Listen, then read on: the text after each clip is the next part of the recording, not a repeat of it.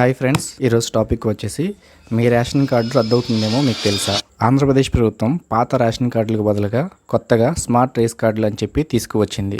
ఇది నిజమైన లబ్ధిదారులకు మాత్రమే సరుకులు అందజేయాలని ప్రభుత్వ ఉద్దేశం. ఈ స్మార్ట్ రైస్ కార్డులు ఆగస్టు 15 నుంచి సెప్టెంబర్ 15 వరకు 4 దఫాలుగా ప్రజలకు రైస్ కార్డులు పంచారు. ఈ రైస్ కార్డులు సచివాలయ అధికారుల ద్వారా ఈకేవైసీ చేయించుకున్నారు. ఎవరైతే ఈకేవైసీ చేయించుకోలేదో వాళ్ళ రైస్ కార్డు రద్దయిపోతుంది. వలసలు, ఉద్యోగాలు, ఇతర కారణాల వల్ల చాలా మంది ఇంకా ఈకేవైసీ చేయించుకోలేదు.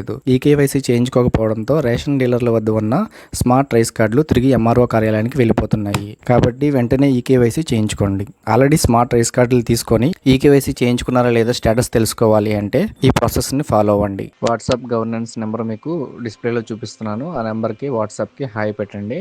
తర్వాత మీకు ఈ విధంగా సేవను ఎంచుకోండి అని వస్తుంది.